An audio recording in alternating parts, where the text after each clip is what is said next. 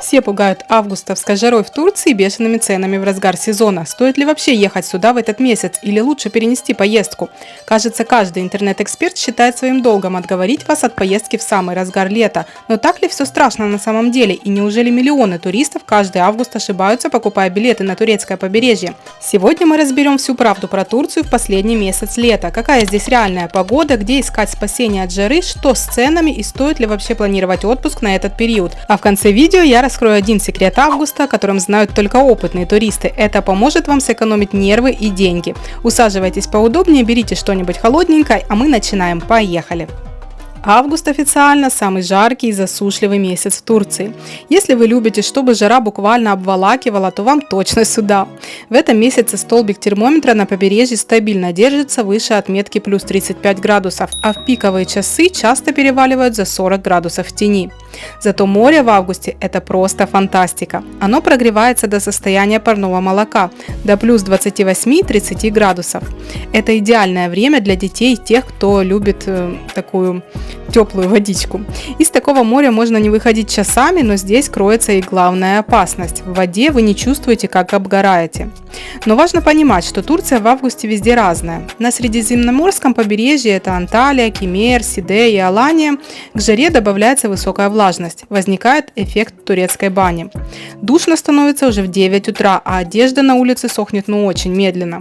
Это серьезное испытание для людей с давлением и тех, кто плохо переносит духоту. Если же вы хотите более комфортного тепла, то я советую смотреть в сторону Эгейского побережья. В Бодруме, Мармарисе или Чишме климат значительно суше. Здесь дует постоянный ветерок, который турки называют мельтем. Благодаря ему даже плюс 38 в Бодруме ощущается гораздо легче, чем плюс 32 в Аланье. Но помните, вода здесь всегда на пару градусов прохладнее, чем на Средиземном море. А теперь переходим к самому горячему вопросу, к ценам. Август в Турции – это не только пик жары, но и пик стоимости на все. Если вы планируете поездку сейчас, приготовьтесь к тому, что бюджет придется пересмотреть. Начнем с туров. Отели в августе забиты под завязку, и цены на проживание сейчас на 40, а иногда и на 60% выше, чем были в мае или будут в октябре. Если в начале сезона хороший 5-звездочный отель можно было поймать по адекватной цене, то сейчас за тот же номер просят космические суммы. Мой совет: если вы еще не забронировали жилье, рассмотрите варианты чуть дальше от первой линии, там цены падают в разы. Что по продуктам? Рынки в августе – это рай для любителей фруктов. Сейчас самый сезон инжира, он просто медовый. Цена в среднем от 80 до 120 лир за килограмм. Виноград отдают по 60-70 лир, а арбузы по 15-20. Да, по сравнению с прошлым годом цены в лирах выросли, но для тех, кто приезжает с валютой, все остается вполне доступным. В супермаркетах ситуация стабильная, но инфляция берет свое. 5-литровая бутылка воды обойдется вам примерно в 40 лир, это чуть меньше $1. И мой вам совет: в августе вода улетает литрами, поэтому берите сразу упаковками. Так и дешевле, и в магазин лишний раз по жаре не придется бегать. Вне отелей покушать тоже стало дороже. Обычный дюнер на улице сейчас стоит от 200 лир, а ужин в приличном ресторане на двоих без алкоголя обойдется минимум в 1500-2000 тысячи лир. Это примерно $30-40. Турция в 2026 году уже далеко не самая дешевая страна для отдыха, но если знать места для своих, о которых я постоянно рассказываю на канале, можно неплохо сэкономить. Так что, друзья, бюджет на август планируйте с запасом. Раз уж мы обсуждаем отдых в Турции, нельзя обойти стороной тему отелей формата «все включено». Многие думают так: раз я плачу за тур в 2 раза больше в пик сезона, то и сервис будет королевским. Но реальность августа в Турции часто выглядит иначе, и к этому нужно быть готовыми. Главная проблема августа – это 100% загрузка отелей. Это значит, что очереди в ресторанах становятся неизбежным ритуалом. Хотите сочного арбуза или свежепожаренную рыбу на ужин, будьте готовы постоять. Даже в самых люксовых пятерках повара в августе работают на пределе возможностей, и иногда приходится буквально охотиться за свободным столиком. И, конечно, знаменитая битва за лежаки. В августе правило «кто успел, тот и прилег» работает на все 100. Если вы не любите просыпаться в 7 утра, чтобы занять место под солнцем, то на пляже в 10 часов вас может ждать неприятный сюрприз в виде отсутствия свободных мест. Некоторые туристы проявляют навыки спецназа, занимают лежаки в 7 утра и уходят спать. Ребята, напишите честно, вы на чьей стороне? Тех, кто занимает пораньше, или тех, кто воюет за справедливость? Что касается самого сервиса. Персонал в августе работает на износ. Представьте, жара под 40, отель забит, тысячи людей. Естественно, официанты могут не так быстро подходить к вашему столику, а уборка номера может затянуться до обеда. Это человеческий фактор, и в пик сезона он проявляется ярче всего. Если вы перфекционист и цените тишину и индивидуальный подход, август точно не ваш месяц. Но не все так плохо. Многие отели в августе усиливают штат и стараются сгладить эти углы.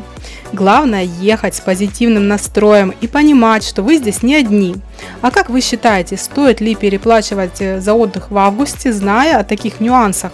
Поделитесь своим опытом в комментариях, мне очень интересно ваше мнение. А мы идем дальше, сейчас расскажу, как не расплавиться под этим турецким солнцем. Если вы думаете, что плюс 40 на термометре это просто цифры, то август в Турции быстро вас переубедит. В тени может быть 40, а на солнце все 55. Чтобы ваш отпуск не превратился в битву за выживание в номере под кондиционером, я вывела свои золотые правила. Правило первое и самое главное – забудьте про солнце с 11 утра до 4 часов дня. Это время табу. Даже если дует ветерок и кажется, что не так жарко, это обман. Обгореть можно за 15 минут. В это время я советую либо отдыхать в номере, либо отправляться в торговые центры. Там мощные кондиционеры и отличные скидки. Совместите приятное с полезным. Правило второе – водный баланс. В августе пить нужно в 1,5-2 раза больше обычного. И забудьте про ледяную газировку, от нее только больше хочется пить. Лучший выбор – обычная вода комнатной температуры или айран. Он здесь потрясающий, отлично восполняет соли, которые мы теряем с потом. Третье правило – правильная экипировка. Никакой синтетики, только лен и тонкий хлопок. Одежда должна быть свободной и максимально закрывать тело. И не забывайте про головной убор. Это не аксессуар, а средство безопасности. Без шляпы или кепки на улицу в августе ни ногой. Ну и, конечно, SPF. В августе я использую только защиту 50+, и обновляю ее каждые 2 часа, даже если не купаюсь. Поверьте, турецкое солнце в августе ошибок не прощает. Соблюдая эти простые правила, вы получите от отдыха в августе удовольствие, а не солнечный удар. А теперь давайте обсудим, какой регион Турции выбрать, чтобы дышалось хоть немного легче. Куда же именно ехать в августе, чтобы не задохнуться от жары? Турция большая, и климат на разных побережьях в это время отличается кардинально. Начнем с вашей любимой Анталийской ривьеры – Анталия, Алания, Белек. В августе здесь настоящая турецкая баня. Влажность зашкаливает, и даже ночью температура редко опускается ниже 30 градусов. В Кемере из-за гор и лесов дышится чуть легче, но влажность все равно высокая. Если вы любите, чтобы море было как парное молоко, это плюс 29-30 градусов, то вам сюда. А вот если вы плохо переносите духоту, мой совет – посмотрите в сторону Эгейского побережья – Бодрум, Мармарис, Кушадасы или Фетхие. Здесь климат суши и почти всегда дует освежающий морской бриз. Вода здесь бодрящая, около 25-26 градусов, что в 40-градусную жару просто спасение. Жара здесь переносится значительно легче. Еще один секрет августа – выбирайте отели с большой территорией и сосновыми лесами, например, в Белеке или в Кемере.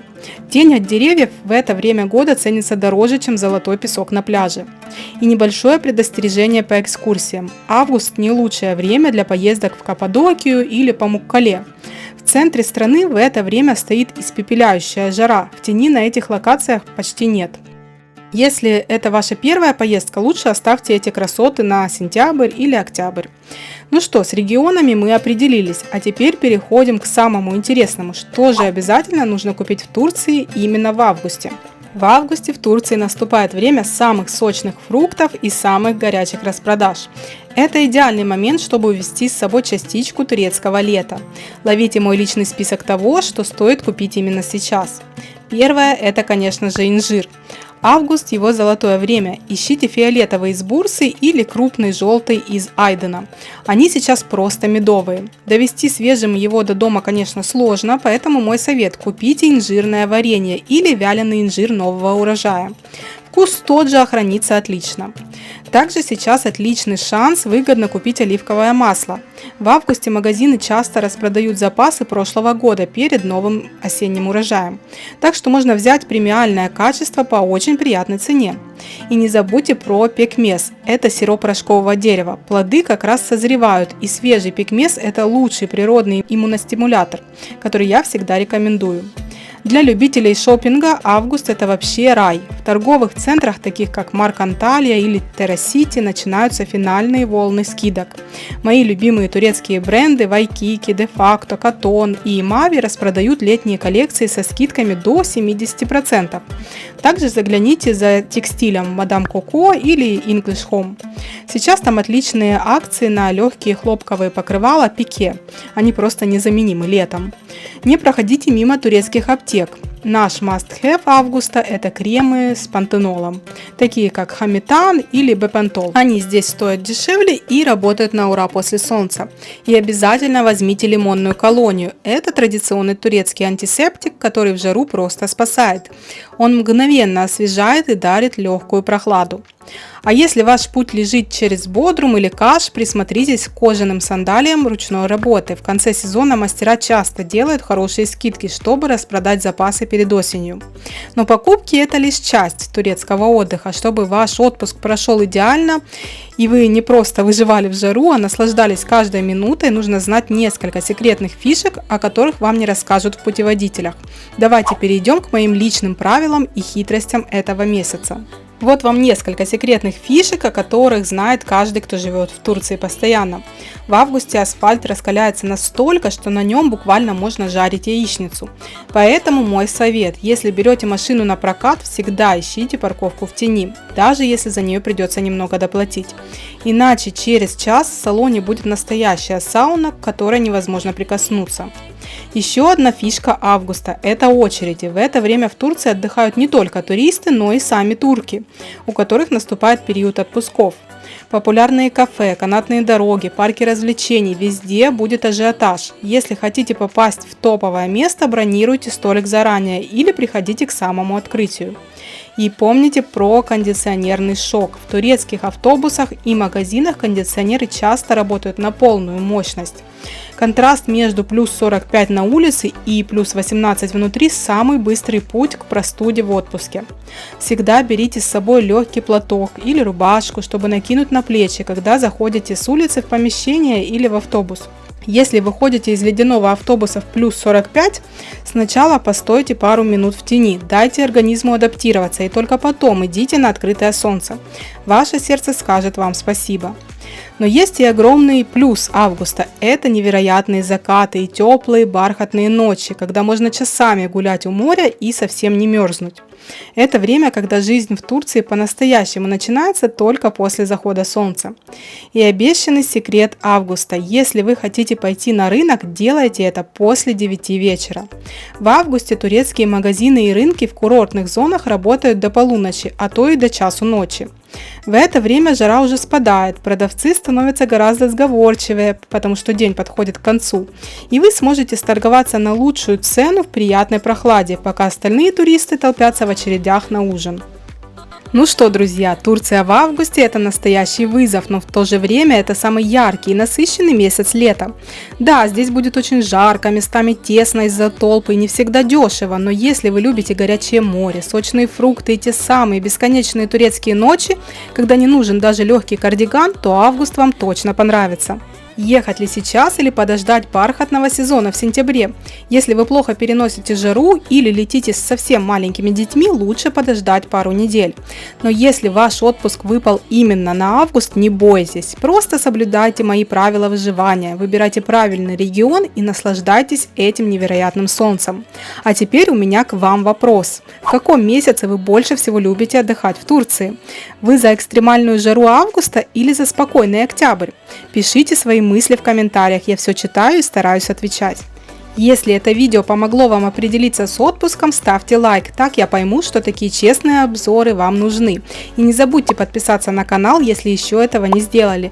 Здесь я рассказываю всю правду о жизни и отдыхе в вашей любимой Турции. До встречи в новых выпусках, всем отличного отпуска и самого вкусного инжира. Пока-пока!